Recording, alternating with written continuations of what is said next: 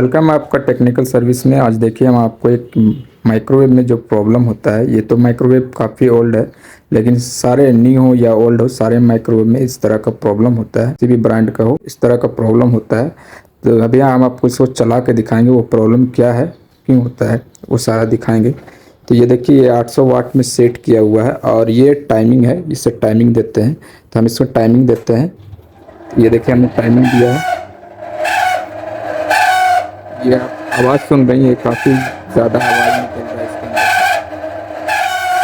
अंदर। इसमें प्रॉब्लम, यही प्रॉब्लम इसमें ये आवाज़ हो रहा है, गर्म वगैरह सारा चीज़ हो रहा है, हीट वगैरह सारा चीज़ हो रहा है। तो ये क्यों प्रॉब्लम हो रहा है, सारा इस वीडियो में दिखाएंगे, बताएंगे और बना के भी दिखाएंगे। तो ये देखिए, माइक्रोवेव को हमने टेबल पे रख लिया। टेबल में रखने के बाद ये जो कवर था, ये कवर को खोल लिया हमने।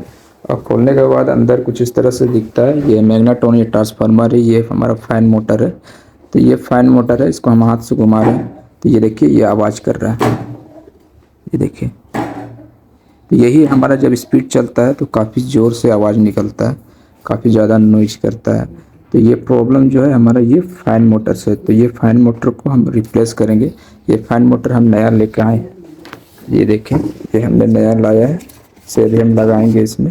मोटर को खोल लिया, यहाँ फिट था ये, और ये जैक वगैरह भी हमने खोल लिया इसका, यहाँ पे जैक लगा हुआ था।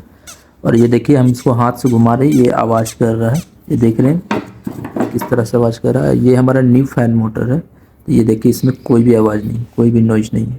और लगाने के बाद हम इसे चला के देखेंगे नॉइज कर रहा है या नहीं कर रहा है। तो ये लाइन दिया हुआ है, खाली हमको ये टाइमर को घुमाना है।